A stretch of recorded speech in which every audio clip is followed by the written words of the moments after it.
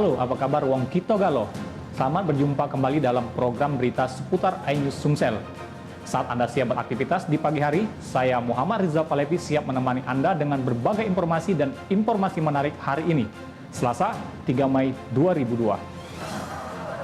Sajian utama berita hari ini antara lain, ribuan jemaah sholat Id padati jembatan Ampera.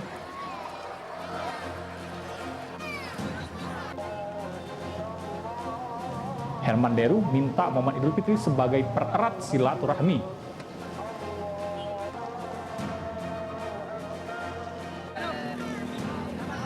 Dan jangan lewatkan tradisi pawai obor tetap lestari.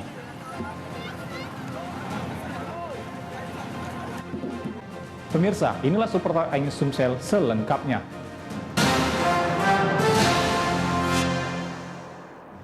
Ribuan warga Palembang memadati jembatan Ampera guna menunaikan sholat Idul Fitri di Masjid Sultan Mahmud Badarudin Jaya Wikromo atau Masjid Agung Palembang.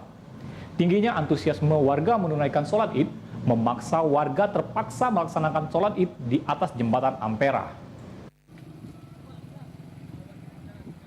Ribuan warga Kecamatan Banyu Asin 1, Kabupaten Banyu Asin abaikan protokol kesehatan dan terpantau tidak menggunakan masker saat mendatangi lokasi tempat pemakaman umum Ladang Baru, Desa Sungai Gerong, Kecamatan Banyu Asin 1, Kabupaten Banyu Asin, Senin pagi. Ribuan warga berasal dari sejumlah desa di Banyu Asin 1 dan pemudik beramai-ramai mendatangi, berziarah, membersihkan makam dan memanjatkan doa untuk keluarga yang telah meninggal dunia. Tradisi nyekar ini sudah menjadi kebiasaan rutin umat muslim setiap hari raya besar Islam, seperti halnya pada Hari Raya Idul Fitri 1443 Hijriah 2022 kali ini. Tradisi nyekar yang dilakukan seusai melaksanakan sholat Id di pemakaman. Ribuan jemaah sholat Idul Fitri memenuhi Masjid Agung Palembang dan memenuhi jembatan Ampera yang menjadi ikon kota Palembang Senin pagi. Pelaksanaan sholat Id ini merupakan momen yang dinantikan warga setelah 2 tahun umat Islam tidak bisa melaksanakan sholat Id akibat pandemi COVID-19. Pemerintah akhirnya melonggarkan peraturan antisipasi COVID dan membolehkan warga menggelar sholat di masjid. Warga pun antusias datang ke masjid untuk melaksanakan sholat Id. Namun sayangnya ramainya warga yang melaksanakan sholat Id sehingga saf tidak beraturan. Jamaah laki-laki dan perempuan terpaksa bercampur menjadi satu. Padahal sebelumnya telah diperingatkan agar jamaah perempuan berada di dalam masjid. Sejumlah jamaah menyatakan terpaksa sholat di jembatan Ampera karena tidak memungkinkan lagi untuk mengesek masuk ke Masjid Sultan Mahmud Badarudin Jaya Wikromo. Namun mereka merasakan keseruan tersendiri karena bisa sholat di jembatan Ampera.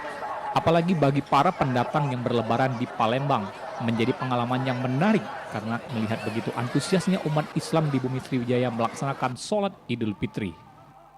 Kalau sekarang ini alhamdulillah sudah diizinkan oleh dari pemerintah maupun dari ini sekarang kita bisa berkumpul lagi untuk melaksanakan sholat Idul Fitri dan Idul Adha yang selama 2 tahun kita vakum. Alhamdulillah Pak, kita semua gembira Pak. Ya sekarang rame, juga antusiasnya luar biasa juga. Dari Palembang, Erwin Setiawan melaporkan. Setelah 2 tahun dibatasi pelaksanaan sholat Idul Fitri untuk kalangan pengurus masjid, kini Masjid Sultan Mahmud Badarudin Jaya Wikromo atau Masjid Agung Palembang membuka lebar pelaksanaan sholat Id. Gubernur Sumatera Selatan Herman Deru meminta momen tahun ini menjadi saatnya mempererat tali silaturahmi. Masjid Sultan Mahmud Badarudin Jaya Wikromo yang dulu dikenal Masjid Agung tetap menjadi primadona warga Bumi Sriwijaya sebagai lokasi pelaksanaan sholat Idul Fitri, termasuk Gubernur Sumatera Selatan Herman Deru dan Wali Kota Palembang Harno Joyo. Tema Idul Fitri tahun ini Ramadan bekal hamba kembali ke fitrah yang disampaikan Ustadz Habib Muhammad Syahab, sementara imam dipercayakan kepada Haji Ahmad Tarmizi Mohaimin Al-Hafiz. Gubernur Sumatera Selatan Herman Deru mengucapkan minal aidin wal faizin kepada seluruh warga Sumatera Selatan. Menurutnya, pada momen Idul Fitri setidaknya ada 3 kebangkitan yang mulai dirasakan. Antara lain kebangkitan kesehatan, kebangkitan ekonomi, dan kebangkitan silaturahmi.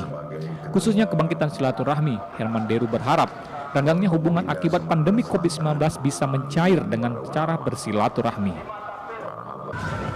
2 tahun belakangan kita tidak menyelenggarakan sholat Id di masjid ini menandakan beberapa aspek pemulihan. Satu, pemulihan kesehatan. Kedua, pemulihan silaturahmi dan pemulihan ekonomi. Mudah-mudahan ini tanda-tanda kebangkitan lagi bagi kita. Meski demikian, Herman Deru tetap meminta masyarakat untuk patuh pada protokol kesehatan ketat. Seperti kata pepatah, mencegah lebih baik daripada mengobati. Dari Palembang, Bambang Irawan, iNews laporkan. Memasuki hari kedua jelang Hari Raya Idul Fitri, kendaraan pemudik yang melintas di Kabupaten Muara Enim terpantau ramai. Meski ramai, kendaraan pemudik tidak terjebak di beberapa wilayah yang dinilai rawan macet. Mengantisipasi kemacetan serta memberikan layanan yang aman dan nyaman kepada pemudik tahun ini, Polres Muara Enim dan instansi sekait menyiapkan 5 pos, yakni pos pengamanan dan 1 pos pelayanan. Di tiap pos pengamanan, petugas gabungan disiagakan mulai dari kepolisian, TNI, Dinas Perhubungan, Damkar, dan Dinas Kesehatan. Tiap pos juga disediakan tempat istirahat untuk para pemudik. Selain bisa beristirahat, pemudik juga bisa memeriksakan kondisi kesehatan mereka dan juga melakukan vaksinasi yang sudah disiapkan. Kapolres Muara Enim AKBP Aris Rusdianto menyatakan pihaknya menyiagakan 25 personil kepolisian di seluruh pos. Selain itu, antisipasi kemacetan juga dilakukan di titik rawan kemacetan seperti perlintasan kereta api. Di setiap perlintasan, petugas memasang pembatas agar kendaraan teratur dan tidak saling mendahului. Dan isinya masing-masing pos untuk memberikan pelayanan kepada para pemudik, yaitu adanya vaksin gratis ya untuk para pemudik, terus kesehatan lainnya, dan juga ada refleksi. Selain menyiagakan petugas kesehatan, tim gabungan juga menyediakan derek yang bisa digunakan saat dibutuhkan. Pihak kepolisian menghimbau bagi para pemudik untuk selalu berhati-hati saat berkendara. Selain itu, kondisi fisik juga harus diperhatikan, mengingat perjalanan yang dilakukan terbilang jauh, dan apabila mengantuk ada baiknya untuk beristirahat di rest area yang telah disediakan. Dari Muara Enim, Edwin Satria, iNews melaporkan. Satu hari menjelang hari Lebaran, harga daging di sejumlah pasar tradisional di kota Palembang meroket tajam menembus angka Rp180.000 per kilogramnya. Meskipun harga meroket, warga tetap antusias membeli daging untuk kebutuhan berlebaran. Satu hari menjelang Lebaran, harga sejumlah kebutuhan bahan pokok masyarakat di kota Palembang meroket tajam. Salah satunya di Pasar Kilometer 5 Palembang. Di pasar ini, harga daging sapi telah mencapai angka Rp180.000 per kilogramnya. Kenaikan harga jual ini dilakukan pedagang lantaran naiknya modal pembelian daging sapi dari rumah pemotongan hewan di Palembang. Harga daging sapi ini mengalami kenaikan yang sangat signifikan, sekitar 30% dari harga biasanya. Sebelumnya, harga daging sapi dijual kisaran Rp140.000 per kilogramnya. Namun mendekati Hari Raya Idul Fitri, terus mengalami kenaikan hingga mencapai Rp180.000 per kilogramnya. Meskipun harga daging sapi mengalami kenaikan yang signifikan, sejumlah pembeli mengaku tetap membeli daging sapi untuk kebutuhan daging berlebaran. Untuk hari ini Rp180.000. Kenaikan ini sudah berapa lama, Pak? Kenaikannya sudah dari 2 minggu yang lewat. Tapi sekarang harganya Rp180.000 hari ini. 1,6, 1,7. Pedagang memprediksi harga daging akan kembali normal 1 pekan pasca Hari Raya Idul Fitri. Lebaran. Kalau untuk di hari biasa, aku juga. Ini kan harganya tuh lebih mahal, Pak. Iya, benar. Kita tetap beli banyak atau gimana? Ya, karena kan lebarannya 1 kali 1 tahun. Dari Palembang, Muhammad Rizal Falepi, iNews melaporkan. Kementerian Kesehatan Republik Indonesia melalui Kantor Kesehatan Pelabuhan Kelas 2 Palembang mengeluarkan izin bagi RSUD Prabu Muli untuk melaksanakan vaksin internasional. Vaksin internasional ini diperlakukan untuk beberapa keperluan ke luar negeri, termasuk ibadah haji. Usai menandatangani kerjasama dengan Kementerian Kesehatan melalui Dirjen Pencegahan dan Pengendalian Penyakit KKP Palembang, kini Rumah Sakit Umum Daerah Kota Prabu Muli dapat melayani vaksinasi bagi calon jamaah haji dan umroh, serta pekerja migran yang berpergian ke luar negeri. Sebelumnya, tim verifikator telah melakukan serangkaian uji dokumen maupun fisik peralatan yang digunakan. Wali Kota Prabu Muli Ridho Yaya berharap dengan ditunjuknya RSUD Prabu Muli, warga yang tinggal di Prabu Muli dan sekitarnya tidak perlu jauh-jauh ke rumah sakit di Palembang untuk mendapatkan sertifikat vaksin internasional. COVID PCR kita alhamdulillah kita dinobatkan terbaik juga, terbagus. Kita cepat tanggap. Rumah Sakit Umum Daerah Kota Prabu Muli telah disetujui oleh Kementerian Kesehatan untuk mengadakan vaksin internasional. Artinya untuk umroh, untuk haji, untuk perjalanan ke luar negeri tidak perlu repot-repot lagi ke Palembang. Rumah Sakit Umum Daerah RSUD Kota Prabu Muli merupakan satu dari 5 rumah sakit di Sumatera Selatan yang lolos uji untuk mendapatkan izin vaksinasi internasional. Dengan sertifikat vaksin internasional, nantinya masyarakat dapat melakukan perjalanan ke luar negeri, baik untuk keperluan liburan, bekerja, hingga ibadah haji dan umroh. Dari Prabu Muli, Berry Vrima, iNews melaporkan. Tradisi pawai obor tetap lestari. Saksikan beritanya sesaat lagi.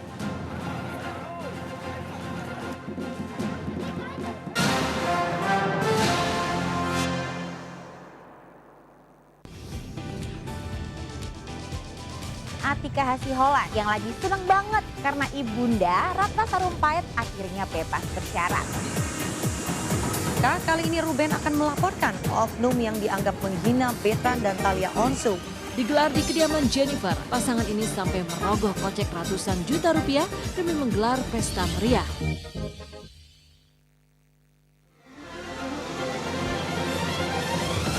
Tim gabungan kembali mengevakuasi korban kecelakaan bus Wijaya. Pemirsa, polisi akan mengumumkan hasil uji balistik penembakan gedung DPR. Pemirsa, razia minuman keras di Tangerang, Banten diwarnai kejar-kejaran polisi dan beberapa pemuda mabuk.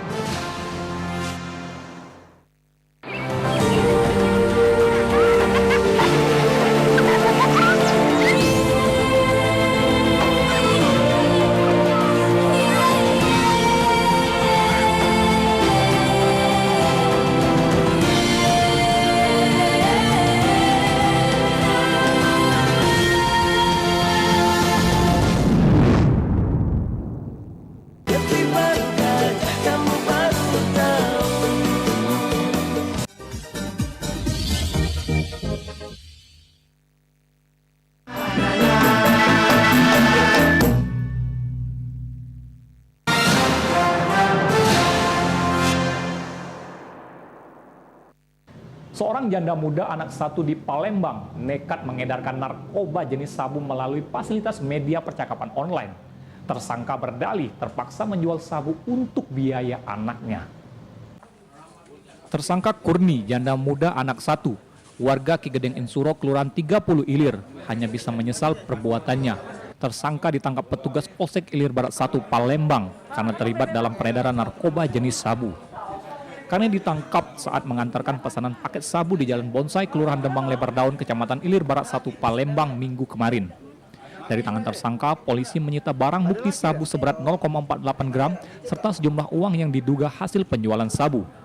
Tersangka mengaku baru 3 bulan mengedarkan sabu demi untuk memenuhi kebutuhan anaknya. Sabu dibeli dari bandar narkoba di kawasan Tangga Buntung, Kecamatan Gandus, Palembang. Tersangka mengedarkan sabu melalui media percakapan online.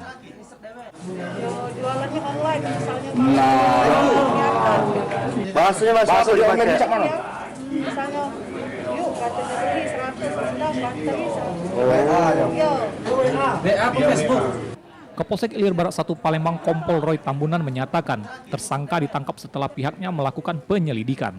Pada saat kami amankan, tersangka saat itu sedang mengantarkan sabu-sabu yang dipesan oleh pembelinya di Jalan Bonsai, Kelurahan Demang Lebar Daun.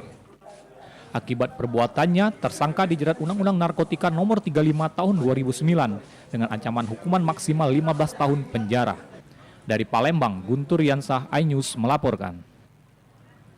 Ribuan warga Kecamatan Banyu Asin 1 Banyu Asin tumpah ruah berdatangan melakukan ziarah makam Lebaran pertama 1443 Hijriah. Disayangkan, para perziarah mengabaikan protokol kesehatan dengan tidak menggunakan masker kesehatan saat berziarah. Ribuan warga Kecamatan Banyu Asin 1, Kabupaten Banyu Asin, abaikan protokol kesehatan dan terpantau tidak menggunakan masker saat mendatangi lokasi tempat pemakaman umum Ladang Baru, Desa Sungai Gerong, Kecamatan Banyu Asin 1, Kabupaten Banyu Asin, Senin pagi. Ribuan warga berasal dari sejumlah desa di Banyu Asin 1 dan pemudik beramai-ramai mendatangi, berziarah, membersihkan makam dan memanjatkan doa untuk keluarga yang telah meninggal dunia. Tradisi nyekar ini sudah menjadi kebiasaan rutin umat muslim setiap hari raya besar Islam, seperti halnya pada Hari Raya Idul Fitri 1443 Hijriah 2022 kali ini. Tradisi nyekar yang dilakukan seusai melaksanakan sholat id di pemakaman menjadi sarana lokasi wisata religi dan bersilaturahmi bersama sanak, kerabat, dan keluarga bagi umat muslim yang bertemu di tempat ziarah. Ya karena momennya ketemu sama orang tua kan, yang jauh-jauh kan, yang mudik pulang ke kampung, jadi sekalian. Ini memang kalau sudah lebaran memang kayak gini, itu seperti apa? Ya seperti ini biasanya. Apa yang kita lakukan di sini? Iya, sudah sholat Idul Fitri, langsung ziarah, liburan. Biasanya tradisi nyekar lebaran akan terus ramai dikunjungi perziarah selama 1 pekan ke depan, hingga habisnya masa libur lebaran. Dari Palembang, Muhammad Riza Palepi, iNews melaporkan. Warga Kelurahan 8 Ulu, Kota Palembang merayakan malam takbiran dengan menggelar pawai obor keliling kampung. Tradisi ini merupakan ungkapan rasa syukur serta kegembiraan masyarakat menyambut Hari Raya Idul Fitri setelah 1 bulan berpuasa. Dengan cara berbeda, warga Kelurahan 8 Ulu, Kota Palembang merayakan malam takbiran dengan menggelar pawai obor keliling kampung. Pawai obor ini merupakan tradisi turun-temurun yang berarti ungkapan tanda syukur umat Islam menyambut Hari Raya Idul Fitri setelah 1 bulan berpuasa. Tradisi pawai obor ini sempat vakum 2 tahun akibat pandemi COVID-19 yang mengharuskan masyarakat untuk tidak mengadakan acara yang menyulut keramaian. Ada pawai obor. Pawai obor, Pak. Di dusun ada pawai obor yang kita terapkan di Palembang untuk adakan pawai obor ini. Jadi fungsi tujuan dari pawai obor ini sendiri seperti apa? Mengucapkan ini, mengeluarkan apa? Mengucapkan rasa syukur, Pak. Rasa syukur kami.